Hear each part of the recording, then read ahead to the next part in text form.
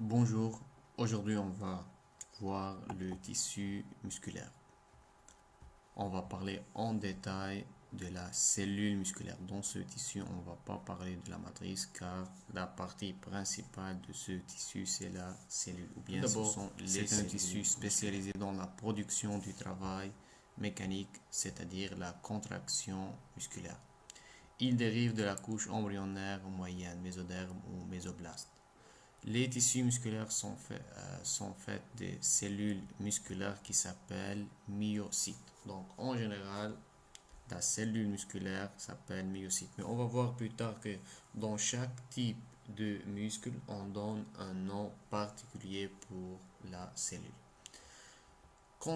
Les cellules musculaires contiennent dans leur cytoplasme des protéines contractiles formant des myofilaments groupés en myofibrilles. Tout simplement, la cellule musculaire dans son cytoplasme contient des myofilaments d'actine et des myofilaments de myosine. Et ces deux protéines contractiles sont responsables du travail mécanique ou bien de la contraction musculaire. Le but de ce chapitre, c'est de parler en détail de la composition et le mécanisme et le mode de fonctionnement de ces protéines.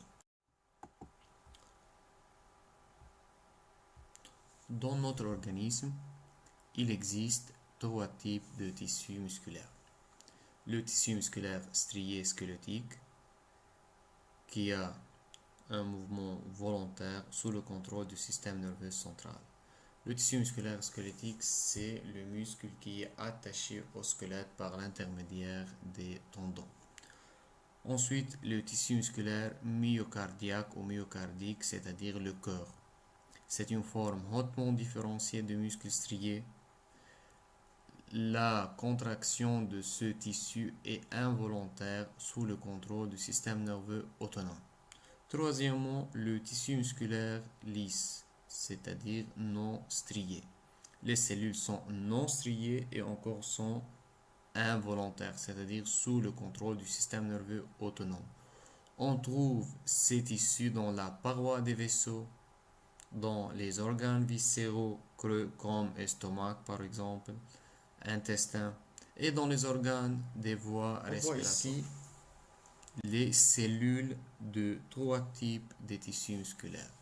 Muscles squelettiques, muscles lisses et muscles cardiaques. Comme vous voyez, muscles squelettiques et muscles cardiaques s'appellent muscles striés et muscles lisses ici, c'est-à-dire absence de striation. On voit ici les striations, les traits sombres au niveau des cellules squelettiques et cardiaques.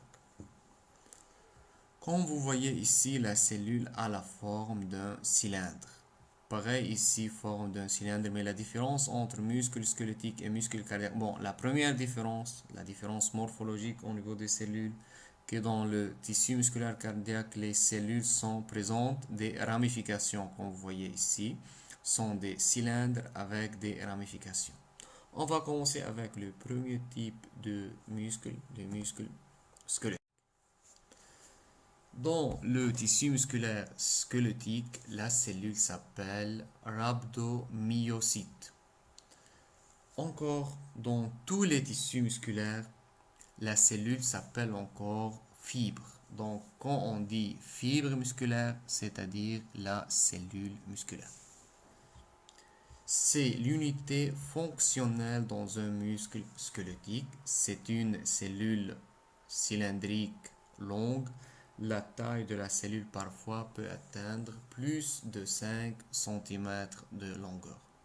À contour régulier, c'est-à-dire la membrane cytoplasmique et lisse ne possède pas de prolongement ni de ramifications et présente une striation transversale. Pour cela, on l'appelle muscle strié. Nous avons vu dans le schéma précédent les striations. Et plus tard, on va voir quelle est l'origine de ces striations. La plus grande partie du cytoplasme est occupée par des myofibrilles dont l'ensemble constitue le myoplasme. Jusqu'à maintenant, on ne sait pas, on ne connaît pas les myofibrilles ni le myoplasme. Mais juste pour dire que myofibrilles sont composées de myofilaments d'actine et myosine. Donc la majorité du cytoplasme contient des myofilaments d'actine et de myosine qui sont organisés dans des myofibrilles. Dans cette figure, on va voir les myofibrilles. Ici, les myofibrilles, donc, ce sont des cylindres. Plusieurs centaines, même plusieurs milliers de myofibrilles occupent la majorité du cytoplasme. L'espace occupé par les myofibrilles s'appelle, comme nous avons vu précédemment, s'appelle myoplasme. Donc, la majorité occupée par les myofibrilles. Et ici, on voit les striations transversales. À la périphérie de la cellule, on voit les noyaux. Plusieurs centaines, même plusieurs milliers de noyaux de forme allongée sont localisés à la périphérie de la cellule. Encore, la cellule a la forme cylindrique. Ici, nous avons une coupe cellulaire, pas toute la cellule. La membrane cytoplasmique s'appelle sarcolème. Dans le cytoplasme restant, c'est-à-dire le myoplasme occupe la majorité du cytoplasme et la partie restante s'appelle sarcoplasme. Dans le sarcoplasme et entre les myofibrilles, on observe les différents organites habituels. Plusieurs centaines de noyaux ovoïdes, on ajoute ici localisés à la périphérie de la cellule sous la membrane cytoplasmique. De nombreuses et volumineuses mitochondries. Les mitochondries sont dispersées, sont distribuées, sont présentes entre les myofibrilles. Et vous savez bien que la mitochondrie, c'est l'usine de l'ATP, de l'énergie. Encore, nous avons un REL très développé. Mais ici, la fonction de REL est très particulière. Le REL ici, c'est une citerne de calcium. Le calcium est essentiel pour la contraction musculaire. Et le REL ici a une localisation particulière. Le REL enveloppe les myofibrilles.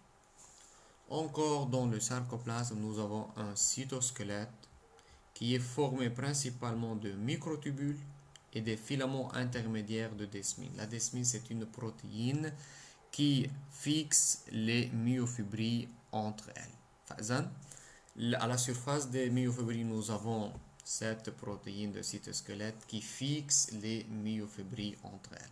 Encore dans le sarcoplasme, nous avons des vacuoles lipidiques et des réserves importantes de glycogène, c'est-à-dire des vacuoles lipidiques et des vacuoles de glycogène. Les glycogènes, c'est un polymère de glucose polysaccharide composé d'une longue chaîne de glucose. Sont disposés près des mitochondries. Quel est le rôle de ces vacuoles? Sont utilisés comme source d'énergie. En cas de besoin, on récupère on dégrade, on coupe le glycogène, on obtient le glucose. Ensuite, on utilise le glucose pour la production de l'énergie. Pareil pour les lipides. Dans le cytoplasme, encore, on trouve des pigments rouges de myoglobine. Le myoglobine, la fonction de myoglobine est pareille comme la fonction de l'hémoglobine dans les globules rouges, c'est-à-dire la fixation de l'oxygène et amène l'oxygène vers l'intérieur de la cellule, exactement vers la mitochondrie, car la mitochondrie qui utilise l'oxygène comme accepteur final des électrons lors de la respiration cellulaire. La membrane plasmique s'appelle sarcolème et toujours doublée extérieurement, c'est-à-dire enveloppée par une lame basale. Pareil comme nous avons vu avant chez la cellule adipeuse. L'adipocyte était encore entouré ou doublé extérieurement par une lame basale. La cellule musculaire squelettique est incapable de se diviser. En fait, toutes les cellules musculaires sont mitotiquement inactives, ne se multiplient pas.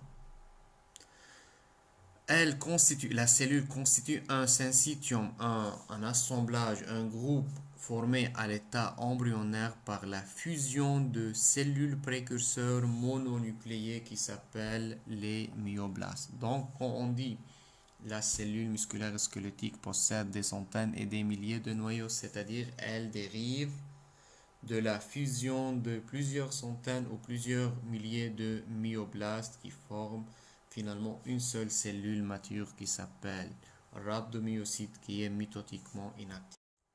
On voit ici dans ce schéma simplifié qui montre les myoblastes qui fusionnent pour former la cellule géante qui s'appelle rhabdomyocyte. Les cellules satellites, ce sont des cellules juste qui catalysent cette formation. Maintenant, le myoplasme, c'est-à-dire les myofibrilles qui se trouvent dans le cytoplasme. Comme j'ai dit avant, plusieurs centaines ou plusieurs milliers de myofibrilles s'étendent longitudinalement. Nous avons vu ça dans la figure précédente, d'une extrémité à l'autre de la cellule. Donc, les myofibrilles ont la même longueur que la cellule, mais sont plusieurs centaines ou plusieurs milliers dans le cytoplasme, dans la région qui s'appelle myoplasme, et occupent la majorité du volume cellulaire. Encore, nous avons vu ça. Si on fait une coupe longitudinale, on trouve que les myofibrilles présentent une striation transversale, des bandes sombres et des bandes claires. On va voir en détail comment on fait une coupe longitudinale et c'est quoi les bandes sombres et les bandes claires. Parce que c'est essentiel, c'est très important de comprendre la composition des myofibrilles pour comprendre plus tard le fonctionnement, le mécanisme de fonctionnement. Tout simplement, à l'intérieur de myofibrilles, nous avons les filaments d'actine et les filaments de myosine, donc les protéines contractiles. On revient à ce schéma.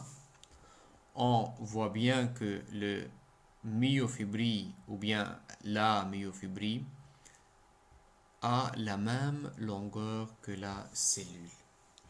Elle est composée, ou bien elle contient des striations transversales. On voit ici les striations.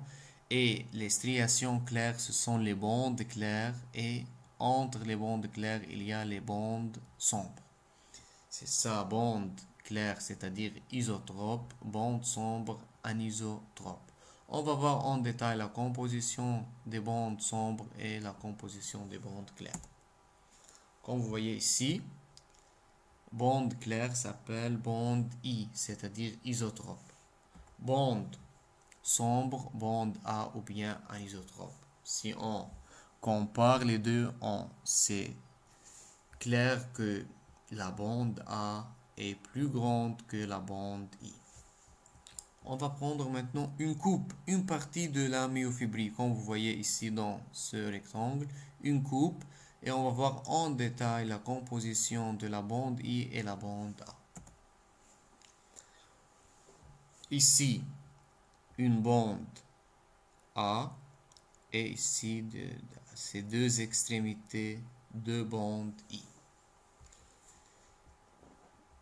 Donc, bande A, c'est-à-dire bande sombre, et bande I, c'est-à-dire bande claire. Tout simplement, la bande claire contient seulement les myofilaments d'actine. Donc, les bandes claires contiennent une seule protéine contractile qui est filament d'actine, ou bien s'appelle les filaments fins. Par contre, la bande sombre contient en rouge sombre, les filaments de myosine et les filaments d'actine. Donc, il y a les deux protéines, actine et myosine, dans la bande sombre. Pour cela, cette bande a un aspect sombre sous le microscope. Maintenant, à l'intérieur de la bande I, au milieu, exactement au centre de la bande I, comme vous voyez, on voit une ligne qui est en zigzag qui s'appelle strie Z. Donc, la bande I possède une ligne centrale qui s'appelle la strie Z. Cette strie coupe la bande I en deux. Et de part et d'autre, les filaments d'actine sont attachés à cette strie. Donc, strie Z, c'est le support pour la fixation des bandes des filaments d'actine. Maintenant, on voit ici sarcomère. Le sarcomère, c'est la région située entre deux stries Z successives.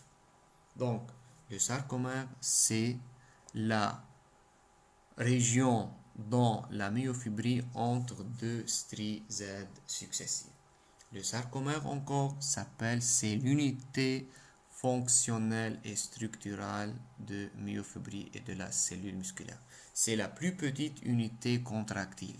À l'intérieur de sarcomère, nous avons donc les filaments d'actine et filaments de myosine. On va voir maintenant plus de détails concernant le sarcomère et le mécanisme de contraction. Mais maintenant, il faut savoir que bande claire, c'est-à-dire seulement actine, bande sombre, actine et myosine. La bande claire est divisée en deux moitiés par la strie Z. Maintenant, la portion d'une myofibrie comprise entre deux stries Z successives constitue un sarcomère. Nous avons déjà vu ça dans le schéma précédent. Le sarcomère comprend une bande A, bande sombre, en région médiane au milieu, et deux demi-bandes I, c'est-à-dire de part et d'autre un demi-I. Donc le sarcomère est composé de 1 demi-bande I, bande A complète, plus un demi-bande I.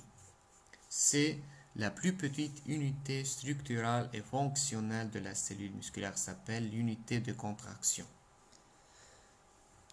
Donc, la myofibrie est un enchaînement de sarcomères. Chaque myofibrie est composée d'une séquence de plusieurs centaines, même plusieurs milliers de sarcomères. Les sarcomères de toutes les myofibries sont situés au même niveau, c'est-à-dire la bande sombre des sarcomères de différentes myofibries sont situées au même niveau. Pareil pour les bandes claires. Maintenant, comme j'ai dit avant, la bande A, la bande sombre ou bien la bande anisotrope est formée par des filaments épais de myosine et des filaments fins d'actine disposés parallèlement. La bande I est formée uniquement par des filaments d'actine. La bande A comprend en son milieu, maintenant on va parler de la bande A, en son milieu comprend une zone transversale plus claire, la bande au disque H. On va voir en détail la bande H. Regardez ici, c'est la strie Z et la strie Z, encore l'autre, la deuxième strie Z. Entre les deux, nous avons le sarcomère. Ici, c'est un demi-bande I. De l'autre côté, c'est la deuxième moitié. Donc, ici, disque ou bande I. Au milieu, la strie Z. Sur la strie Z sont attachés les filaments d'actine. Regardez ici, nous avons seulement filament d'actine. Et ce filament d'actine continue dans la bande ou disque A.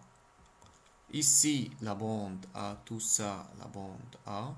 Nous avons filament de myosine et filament d'actine. Maintenant, à l'intérieur de la bande A, tout d'abord, le centre. Ici, nous avons une strie qui s'appelle strie M. Ressemble à la strie Z, mais elle est localisée au centre de la bande A. S'appelle la strie M. Strie M car elle contient une protéine qui s'appelle la myomésine. La myomésine, c'est une protéine qui constitue la strie M. Et quel est le rôle de la strie M? C'est encore le support, mais cette fois c'est le support de fixation pour les filaments de myosine. Donc ici, nous avons deux filaments de myosine. C'est le premier filament de myosine et de l'autre côté le deuxième filament de myosine. Donc, strie M, mais regardez, à l'intérieur de la bande A, ici dans cette région, on trouve seulement de la myosine. On trouve seulement la myosine. Donc, la région qui contient seulement la myosine s'appelle disque H. Disque H, elle est un peu claire, plus claire que ces deux parties de la bande A, car elle contient seulement de la myosine. Donc, maintenant, on connaît plus de détails concernant le sarcomère. de sarcomère s'étend, on va voir ici, s'étend entre deux stries Z. On voit ici strie Z qui est sombre car elle contient, encore la strie Z contient une protéine qui s'appelle alpha-actinine. Donc ici strie Z, deuxième strie Z entre les deux sarcomères. Ici nous avons seulement les filaments d'actine. Ensuite ici la bande A qui contient actine et myosine ici. Au milieu la strie M qui contient la protéine myomésine. Regardez bien, de part et d'autre de la strie M, on trouve une petite zone, deux petites zones claires.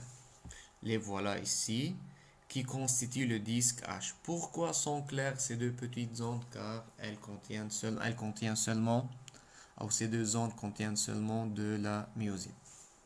C'est la composition en détail du sarcomère. Ici, ce modèle encore explique ou simplifie la composition du sarcomère. Ici, cette partie, cette zone rouge, c'est la strie Z. Au milieu ici, c'est la strie M. La couleur rouge, jaune, ici, c'est le filament d'actine. La région qui contient seulement le filament rouge, jaune, c'est un demi-bande I. Ici, nous avons la bande A, jusqu'à là, jusqu'à ce point-là. On voit que au milieu de la bande A, nous avons seulement la couleur noir et bleu marin. Ici, dans cette zone, s'appelle bande au disque H, car elle contient seulement de myosine. Et ici, actine et myosine. Bien sûr, cette région est plus sombre que celle-là sous le microscope. Maintenant, lors de la contraction musculaire, les filaments d'actine, ces filaments d'actine vont glisser vers l'intérieur. Donc, les filaments d'actine vont glisser vers l'intérieur et vont occuper le disque H. Le disque H, lors de la contraction musculaire, va disparaître. Pareil pour la bande I. Lors de la contraction, elle va disparaître car les filaments d'actine vont glisser à l'intérieur jusqu'à arriver à ce point-là, à la strie M. De strie Z, on voit ici actine, myosine, strie M, un demi-disque I car nous avons seulement actine, disque H ici car nous avons seulement myosine, disque A, c'est toute cette région. Maintenant, on va parler en détail de la myosine. La molécule de myosine comporte deux parties. Elle est composée de deux parties qu'on voyait ici. Une tige cylindrique, ici tige cylindrique ou bien s'appelle axe ou bien queue, qui se termine à l'une de ses extrémités. Regardez ici, la tige se termine à l'une de ces deux extrémités par deux têtes, comme vous voyez, deux têtes. On l'appelle encore de chaîne légère, car cette partie, la tige ou l'axe ou queue s'appelle encore la chaîne lourde, se termine par deux têtes ou bien par deux chaînes légères. Une tête interagit avec un site de liaison à l'actine, c'est-à-dire une tête interagit avec l'actine et la deuxième tête, comme vous voyez ici, possède une activité ATP-asique nécessaire à l'hydrolyse de l'ATP. Donc, cette tête hydrolyse l'ATP. Deuxième tête se lie à l'actine. Maintenant, pour le C, la protéine de myosine, deux chaînes légères et deux chaînes lourdes, avec deux chaînes ou deux têtes, deux chaînes légères ou deux têtes. Maintenant, le myofilament épais ou myofilament de myosine est composé de plusieurs molécules de myosine qu'on voyait ici. Et chacune ici, c'est une molécule, sont assemblées ensemble de manière parallèle Comme vous voyez ici, nous avons plusieurs têtes. Et chaque partie ici, chaque chaîne légère est composée, comme j'ai dit avant, de 2 têtes. C'est la composition de la molécule de myomysine ou bien les myofilaments de myosine, pardon. Maintenant, on va voir la demi-bande A. C'est-à-dire si on fait une coupe au niveau de la strie M ici, jusqu'à l'extrémité de la bande A. On trouve bien sûr une partie ici, filament d'actine, mais nous sommes intéressés surtout par la myosine.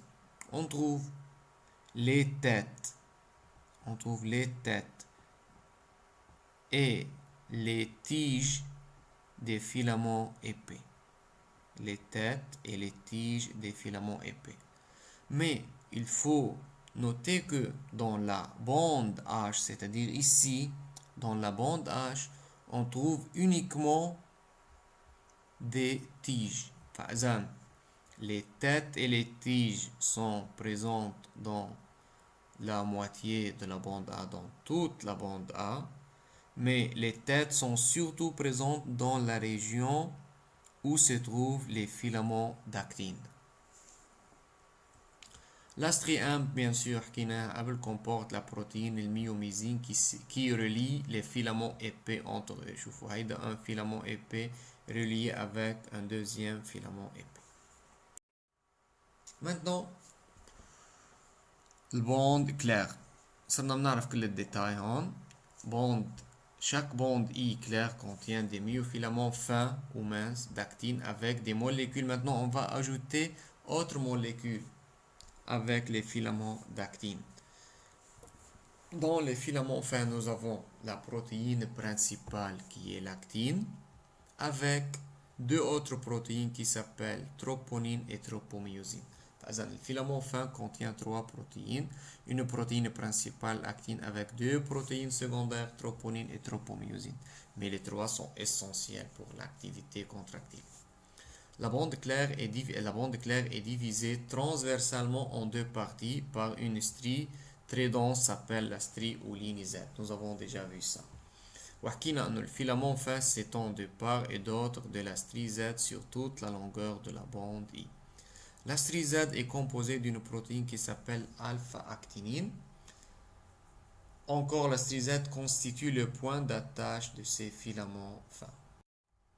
Maintenant, l'assemblage ou la formation des filaments ou bien la composition en détail des filaments fins. Regardez ici, nous avons les 3 protéines. 1, actine. Actine ici, c'est l'actine G, c'est-à-dire ce sont des protéines d'actine globulaire. Plusieurs actines, on va les assembler ensemble pour former le filament d'actine. Encore, nous avons la protéine qui s'appelle troponine et tropomyosine. Ces 3 protéines vont s'assembler ensemble pour former le filament ou bien les filaments fins. Regardez tout d'abord ces protéines globulaires. On va assembler ces protéines pour former 2 chaînes enroulées en hélice hélicoïdale. En hélice, bien sûr, hélice, c'est-à-dire hélicoïdale. Et sur ces 2 chaînes protéiques hélices, on va ajouter la troponine et la tropomyosine. C'est le filament d'actine. Maintenant, quel est le rôle de la troponine et la tropomyosine? On va voir ça plus tard. Mais c'est le filament fin. Maintenant, encore autre détail ici. Mais ici, nous avons divisé la troponine en 3 sous-unités. Comme vous voyez, la troponine est composée de 3 sous-unités. Troponine I, troponine T, troponine C. Et chacune de ces 3 protéines assure une fonction particulière.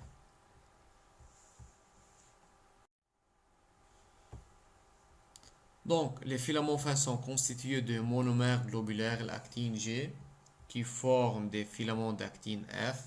Quand on polymérise ces protéines, quand on fixe ces protéines globulaires ensemble, on va former un filament qui se présente en 2 chaînes polypeptidiques enroulées en double hélice.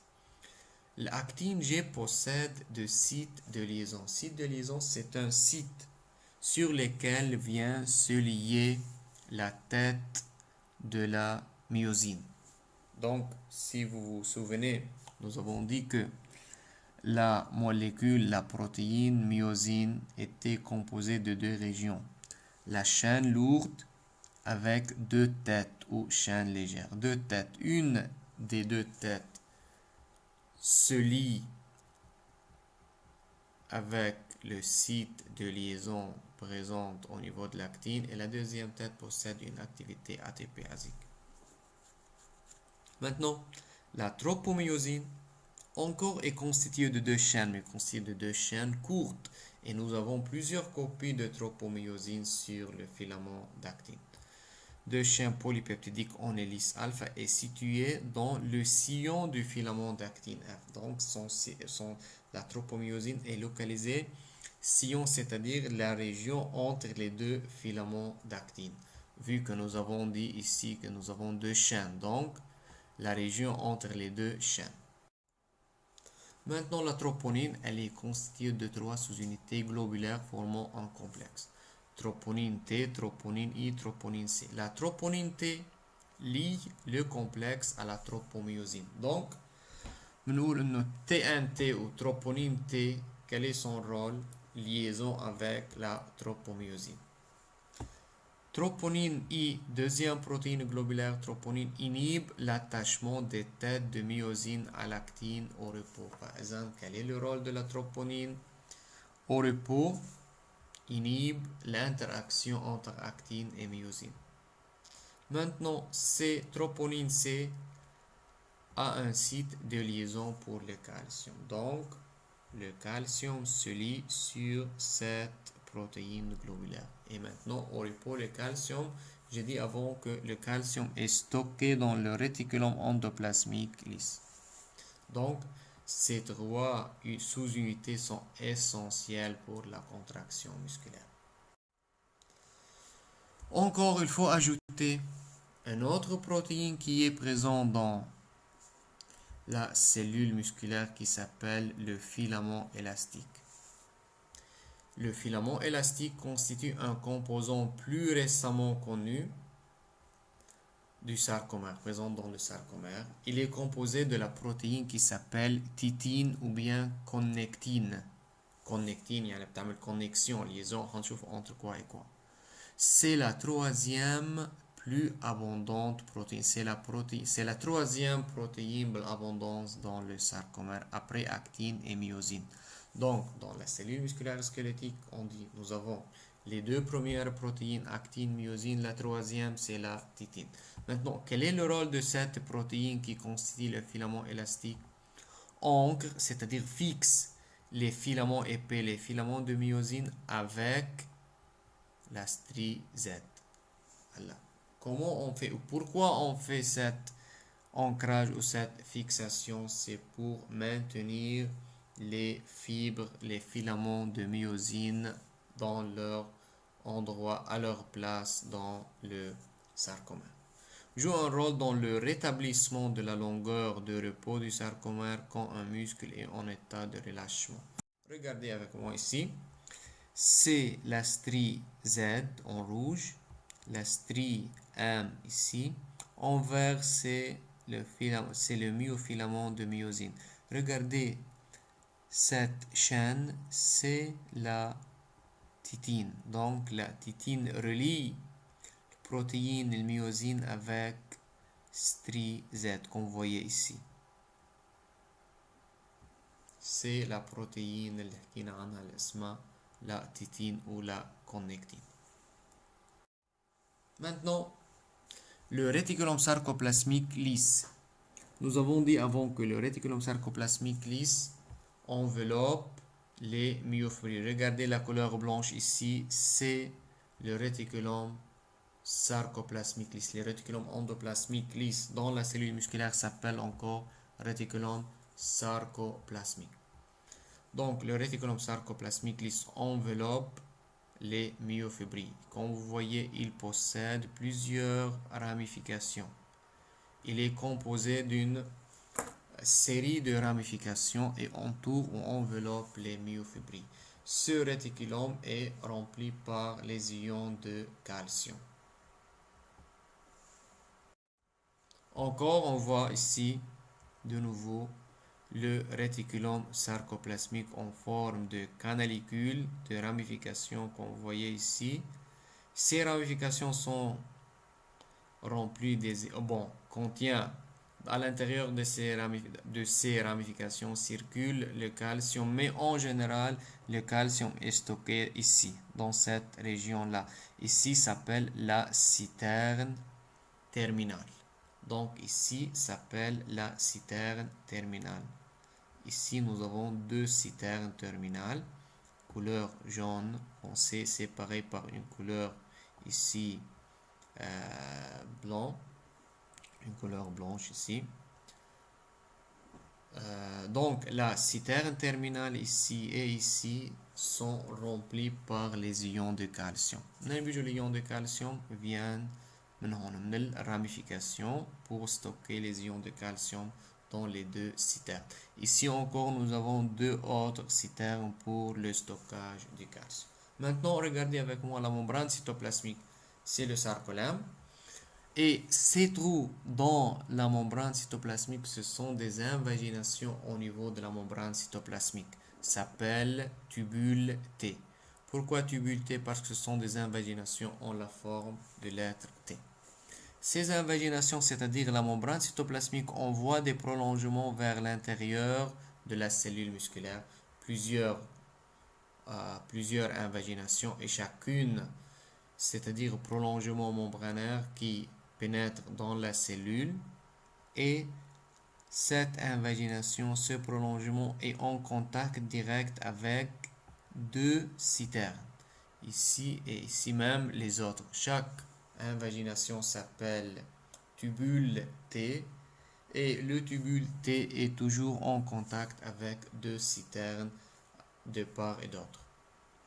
L'ensemble, tous les tubules T, c'est-à-dire tubules transversales, tous les tubules T dans la cellule musculaire forment ce qu'on appelle le système T. Donc, système T est l'ensemble de tous les tubules T. Maintenant, exactement où est موجود التubule T, on va voir maintenant que toujours localisation بتكون bien précise. La membrane plasmique présente des invaginations transversales qui s'appellent tubules T, disposées autour de la zone de jonction entre les bandes A et I. C'est-à-dire, le tubule T est localisé à l'extrémité de la bande A. Et de part et d'autre, nous avons deux citernes terminales. Donc, les citernes terminales encore sont localisées au niveau de la zone de jonction entre la bande A et I. Ensemble, maintenant, le réseau des tubules T constitue le système transverse ou système T. Ensemble, tous les tubules T dans la cellule forment ce qu'on appelle le système T. Maintenant, comme vous voyez dans le schéma précédent, chaque tubule T est entouré par deux citernes terminales. Donc, nous avons trois éléments. Un tubule T avec deux citernes. Trois, c'est-à-dire triade. Donc, au niveau de la jonction entre la bande A et la bande I, nous avons ce qu'on appelle le triade. Triade, c'est-à-dire deux citernes terminales remplies de calcium plus un tubule T. Le réticulum sarcoplasmique lisse est constitué par les canalicules. Nous avons vu les canalicules qui se réunissent périodiquement pour former des citernes terminales au niveau de chaque jonction pareille entre A et I. Maintenant, dans le réticulum endoplasmique lisse, nous avons des concentrations élevées de calcium, dont la libération dans le cytoplasme est responsable de la contraction. Donc, ce calcium est essentiel et très important pour la contraction musculaire. Lors de la contraction, on libère ces ions de calcium qui vont à l'intérieur des myofibrilles et vont directement au niveau de la troponine. Quelle troponine? Quelle partie de la troponine? Sous-unité troponine C. حكينا كمان إنه deux citernes de REL sont disposées de part et d'autre d'un tubule T. L'association des trois éléments forme une triade. C'est à son niveau que l'onde de dépolarisation se transmet du tubule T au réticulum. يعني l'onde de dépolarisation quand on stimule la cellule musculaire نعرف نحن l'acte stimulation de la cellule musculaire se fait par la libération de l'acétylcholine dans la jonction neuromusculaire. L'acétylcholine va induire une dépolarisation au niveau de la membrane cytoplasmique.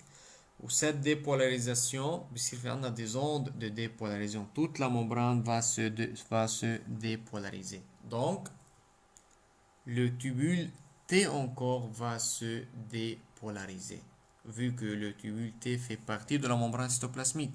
Donc, tous les tubules T se dépolarisent. Les tubules T sont à l'intérieur de la cellule. Donc, les deux citernes terminales situées de part et d'autre de chaque tubule T vont détecter cette dépolarisation et leur réaction, c'est l'ouverture des canaux des ions de calcium, des canaux des ions de calcium, et on va voir la libération des ions de calcium à l'extérieur. Maintenant, l'organisation des rhabdomyocytes. Comment les rhabdomyocytes sont organisés, sont groupés? On voit ici une masse musculaire, un groupe des cellules musculaires, une grande quantité de cellules musculaires. Extérieurement, le tissu musculaire est toujours enveloppé par un tissu conjonctif dense qui s'appelle épimysium, c'est-à-dire épi à l'extérieur. Épimysium, c'est un tissu conjonctif dense. Ensuite, l'épimysium possède des ramifications, des prolongements, des invaginations. Ont des invaginations qui dérivent de ce tissu conjonctif et chaque invagination va entourer un groupe de cellules musculaires.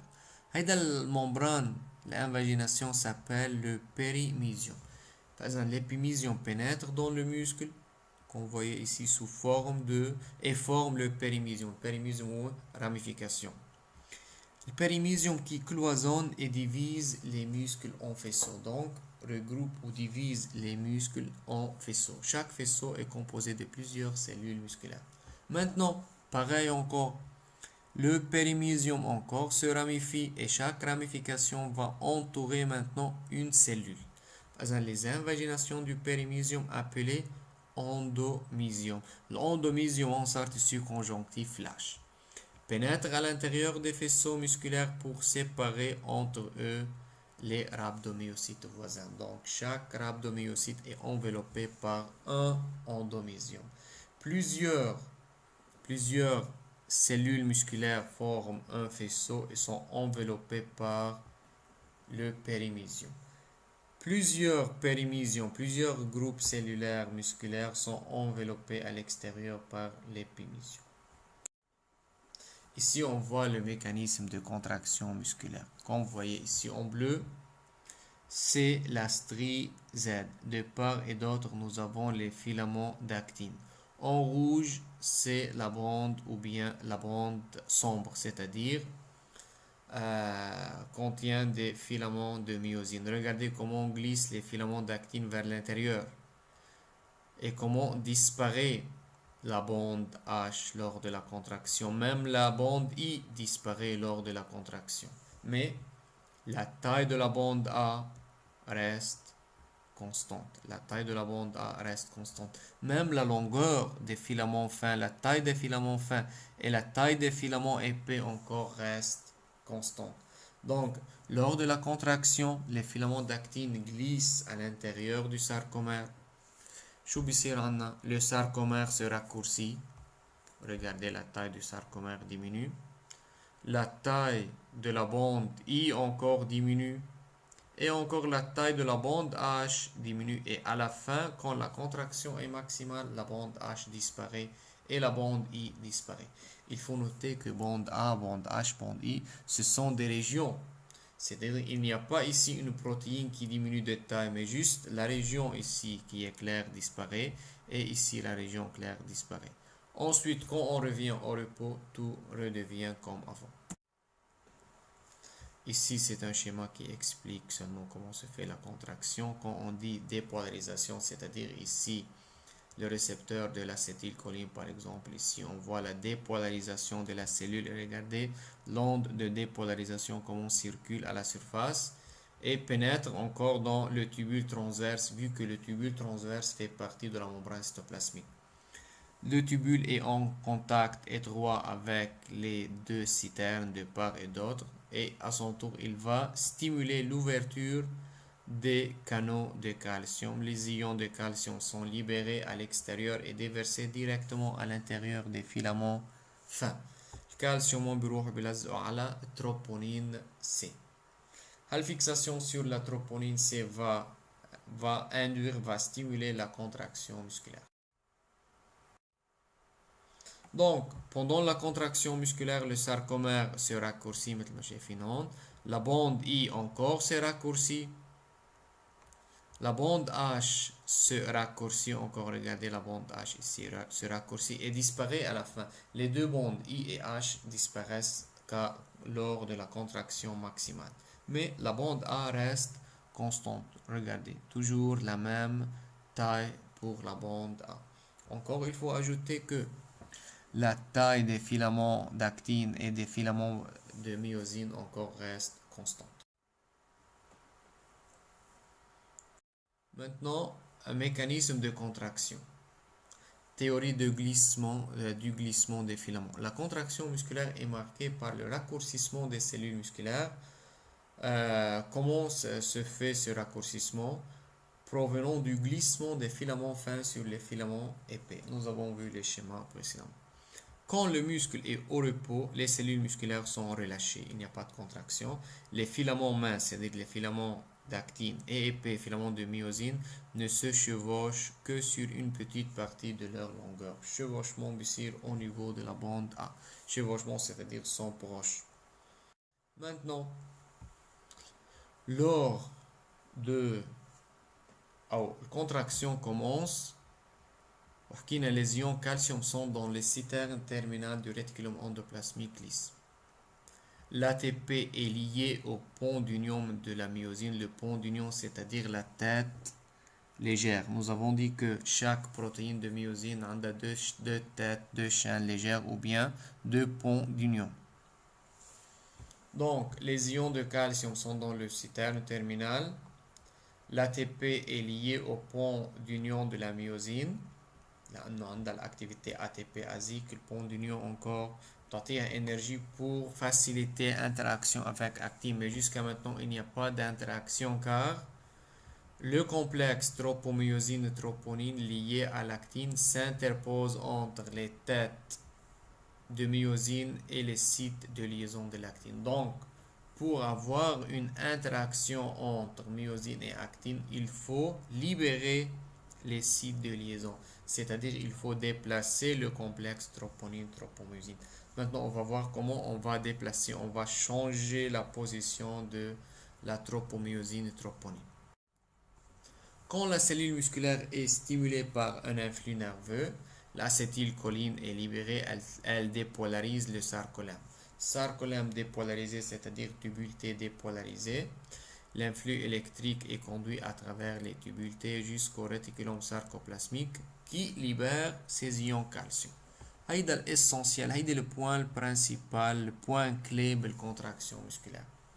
Les ions calcium s'unissent ensemble à la troponine, se lient à la troponine. Quelle est troponine? Troponine C. Et provoquent une modification de la conformation du complexe troponine-tropomyosine. Donc les ions de calcium se lient à la troponine et provoquent un déplacement, change la position du troponine-tropomyosine. La tropomyosine se trouve alors déplacée vers l'intérieur du sillon de l'hélice de l'actine F. On déplace la tropomyosine, donc on libère le site ou les sites de liaison. Maintenant, les têtes de myosine s'accrochent au site de liaison de filaments d'actine ainsi exposés. Donc, le calcium se lie à la troponine, change la forme de la troponine et tropomyosine, donc change leur position ce qui libère les sites de liaison. Maintenant, la tête, la chaîne légère de myosine se lie sur le site de liaison. Maintenant, cette deuxième tête possède une activité ATP ASIC, déjà possède l'énergie, ce qui maintenant facilite le glissement. Les têtes de myosine s'attachent et se détachent plusieurs fois pour produire une tension et tirer les filaments d'actine et les strizèdes vers le centre du sarcomère, c'est-à-dire de plus en plus loin dans la bande A vers la strie H. Donc, la tête de myosine, quand elle s'attache, se fixe sur le filament d'actine, l'ATP, l'énergie va changer, va glisser, va tirer le filament d'actine vers l'intérieur. Et cette opération est répétée plusieurs fois. C'est-à-dire myosine s'attache, tire l'actine vers l'intérieur, se détache, puis tire l'actine de nouveau. La longueur de la bande I et de la strie H diminue, entraînant la diminution de la taille du sarcomère. Nous avons vu ce détail avant. Alors que celle des myofilaments fins et myofilaments épais et de la bande A ne varie pas. Donc la taille, la longueur des filaments d'actine et myosine est invariable. Encore, la taille de la bande A est invariable. Comme ce phénomène de contraction se produit simultanément dans tous les sarcomères, c'est un point très important. Donc, cette contraction se fait dans une cellule quelconque, dans une masse musculaire quelconque. La contraction se fait en même temps dans tous les sarcomères de toutes les myofibrilles. Donc, la cellule musculaire raccourcit le muscle et le muscle également. Donc, quand toutes les myofibrilles, tous les sarcomères se contractent en même temps, c'est-à-dire toutes les myofibrilles se contractent, c'est-à-dire toute la cellule se contracte, c'est-à-dire toutes les cellules présentes dans le muscle se contractent. Nous avons vu avant l'organisation épimysium, périmysium, endophysium. Maintenant, dernière partie, l'hétérogénéité des cellules musculaires striées squelettiques. Donc, dans le tissu musculaire squelettique, on trouve trois catégories de cellules musculaires. Trois types de cellules musculaires squelettiques en se basant sur des caractéristiques structurales et fonctionnelles. Structurales, c'est-à-dire leur composition. Fonctionnelle ici, c'est-à-dire contraction. Il y en a des cellules qui se contractent rapidement et d'autres qui se contractent lentement. Il y en a des fibres qui se fatiguent vite. On distingue les fibres rouges à contraction lente, les fibres blanches à contraction rapide et les fibres rouges à contraction rapide. Tout d'abord, les fibres rouges à contraction lente, leur diamètre est le plus petit. Donc, ce sont les cellules musculaires striées squelettiques les plus petites. Elles sont très riches en myoglobine. Pour cela, sont rouges. C'est la myoglobine qui donne la couleur rouge. Sont riches en mitochondries et en enzymes oxydatives des voies aérobies. C'est-à-dire, la production de l'énergie ici se fait par respiration aérobique. Elles produisent facilement l'ATP et elles le dégradent à vitesse réduite. Donc, produisent beaucoup de l'énergie, mais utilisent cette énergie lentement. Vu qu'elles utilisent cette énergie lentement, donc se contractent lentement, car la contraction a besoin d'énergie. Et quand on utilise cette énergie lentement, donc la cellule se contracte lentement. Se contractent lentement, donc sont très résistantes à la fatigue. Deuxième type, les fibres blanches à contraction rapide. Fibres blanches, c'est-à-dire pauvres en myoglobine. Ce sont de grosses cellules pâles qui contiennent une petite quantité de myoglobine et de mitochondries. Petite quantité de myoglobine, il y a une petite quantité d'oxygène vers les mitochondries. Pareil, nous avons une petite quantité de mitochondries. Donc, on synthétise une faible quantité d'énergie par les mitochondries. Une haute teneur en glycogène, riche en grains, en vacuoles, en vésicules de glycogène. Elles produisent de l'ATP par les voies anaérobies. Donc, on a faible quantité de mitochondries, on a شوية énergie, شوية ATP بالvoie aérobique, mais surtout produisent l'ATP surtout par les voies anaérobies. Elles produisent de l'ATP par les voies anaérobies.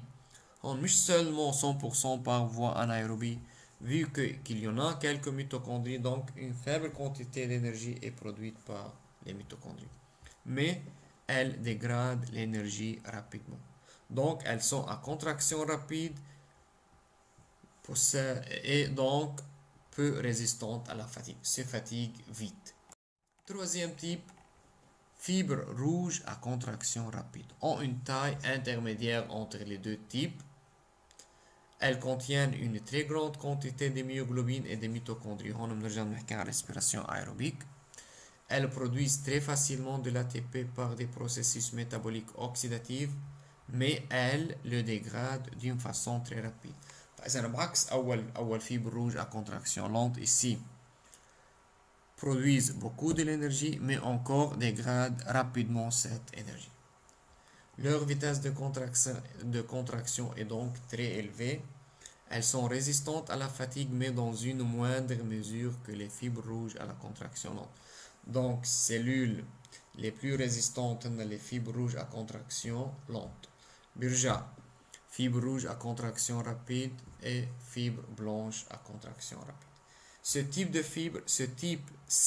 les trois types de fibres existent dans les muscles squelettiques, mais à des proportions différentes. يعني بكل type musculaire ممكن نلاقي un groupe de fibres qui est dominant.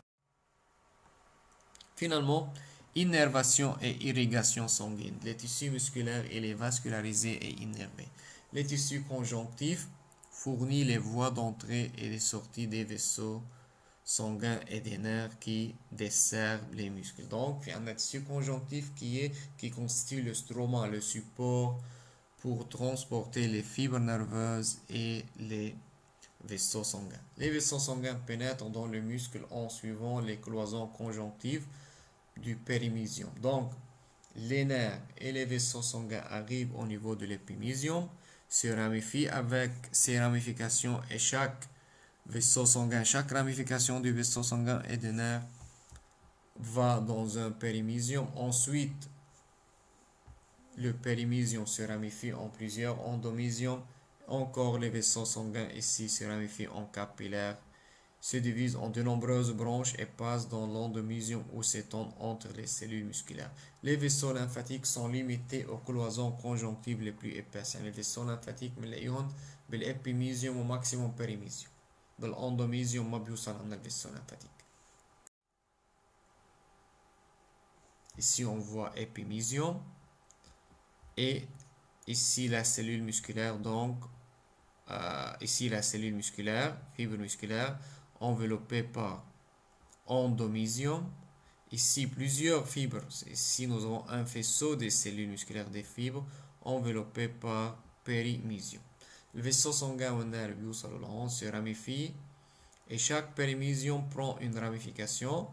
À son tour, périmysium se ramifie en plusieurs endomysiums. Chaque endomysium بياخد capillaire sanguin ou terminaison nerveuse.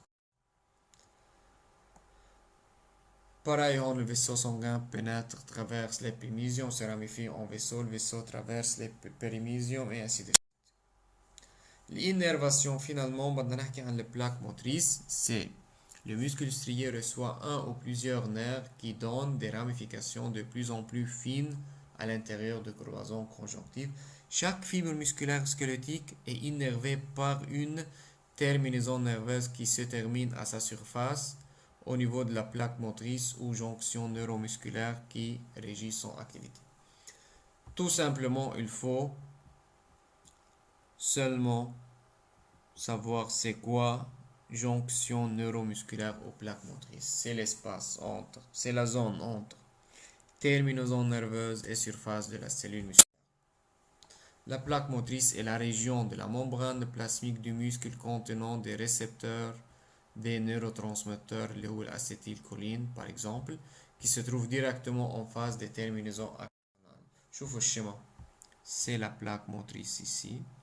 On voit ici la surface de la cellule musculaire qui est en contact avec la fente synaptique.